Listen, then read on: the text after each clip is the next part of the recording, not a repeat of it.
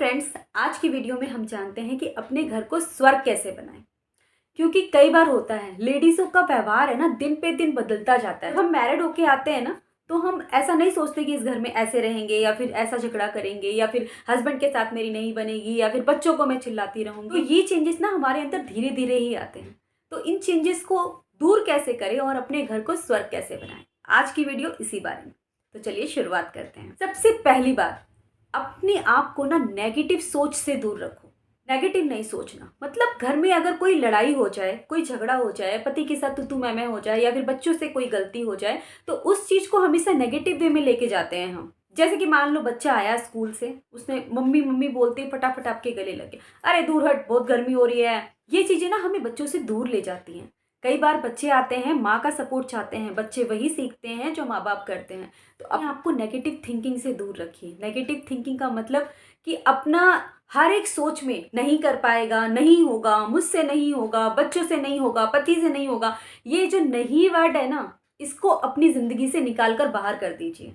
जिन्होंने बहुत बड़े बड़े काम किए हैं ना, वो भी इंसान ही थे। तो जब बाकी सब कर सकते हैं तो फिर हम क्यों नहीं कर सकते? अपने डिक्शनरी से इस नहीं वर्ड को निकाल दीजिए। यही होती है नेगेटिव सोच। दूसरी बात, ओवर रिएक्ट नहीं करना किसी भी मैटर में। मान लो पति आया ऑफिस से, आज तो मेरा दिन बहुत बुरा गया।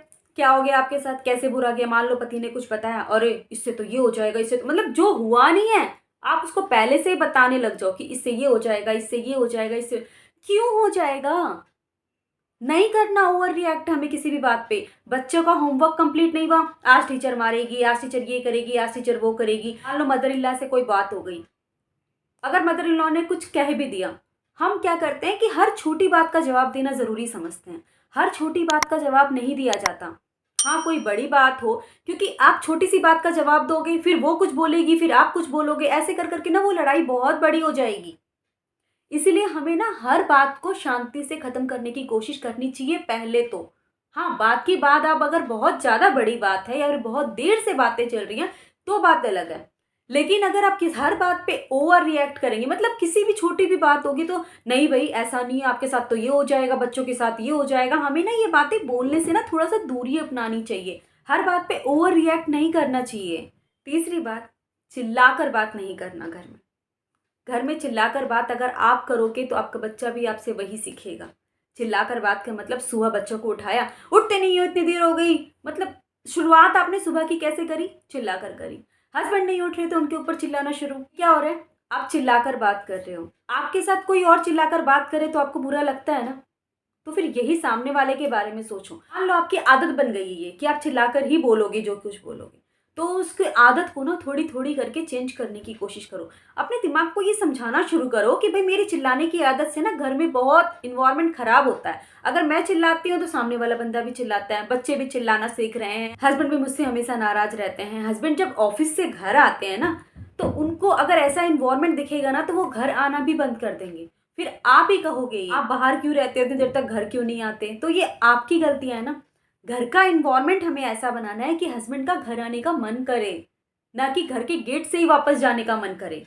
चौथी, गुस्सा नहीं करना। गुस्सा का मतलब है हर बात पे गुस्सा करना। किसी किसी मदर को तो मैंने देखा है कि हर बात पे गुस्सा करती हैं। इनफैक्ट उनको बच्चों को सुबह उठकर स्कूल भेजना पड़ता है, इस बात पर भी उन्हें गुस्सा आता है।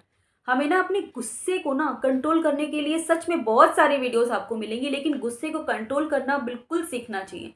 क्योंकि गुस्से को अगर कंट्रोल करेंगे ना तो बाकी सब तो अपने आप ही कंट्रोल हो जाएगा। हमारा गुस्सा ही सारी मेन जड़ है, हर चीज की मेन जड़ है। हस्बैंड के साथ रिलेशनशिप अच्छे करने हैं और घर को अगर स्वर्ग बनाना है ना, तो अपने गुस्से को कंट्रोल करना आना चाहिए। पांचवी और सबसे इंपॉर्टेंट बात, बातों को समझाना आना चाहिए। उसके लिए सबसे पहले आपको पेशेंस रखना होगा। आप अपनी बातों को सामने वाले को समझाएं, लेकिन चिल्लाकर नहीं। अगर आप प्यार से और आराम से बात करोगे ना तो भी वो समझ जाएगा, बल्कि अच्छी तरह से समझेगा। तो बच्चों को ये आदत बन जाएगी कि भाई मम्मी तो चिल्लाकर ही बात करती है, तो यही सही तरीका है और मैं भी इसी तरीके से बात करता हूँ। अपने अंदर पेशेंस जितना आप रखोगे ना, बच्चों के अंदर आप उससे ज्यादा देखोगे। अगर आपके खुद के अंदर रत्ती भर पेशेंस नहीं है किसी भी बात को बर्दाश्त करने की या फिर कोई सिचुएशन हैंडल करने की, तो बच्चों के अंदर भी यही बातें देखी जाएंगी। बच्चे इस चीज को भी अपनी हैबिट्स बना लेंगे जैसे आपने बना रखा है। तो अगर अपने घर को स्वर्ग बनाना है ना, तो ये 5 बातें याद रखना। नेगेटिव सोच नहीं रखना, किसी भी बात पे ओवर रिएक्ट नहीं करना, हर किसी से हर वक्त चिल्लाकर बात नहीं करना, गुस्सा जहाँ ज़रूरत हो बस वही करना, क्योंकि बच्चों को कुछ बातें गुस्से में भी समझाई जाती हैं लेकिन हर बात नहीं समझाई जाती। और 5वां और सबसे इम्पॉर्टेंट चीज़, अपने अंदर पेशेंस रखना, अपनी बातों को प्यार से समझाना। अगर ये 5 बातें आपने अपना ली तो आपके घर को स्वर्ग बनाने से कोई नहीं रोक सकता। तो चलो, मेरी सोच यहीं तक थी। अब आप बताइए मैंने कितना गलत कहा और कितना सही। आपकी कमेंट्स का मुझे इंतज़ार रहेगा। मेरी वीडियो अगर अच्छी लगी है तो चैनल को लाइक एंड सब्सक्राइब ज़रूर कर लीजिएगा। Thank you so much for watching my video.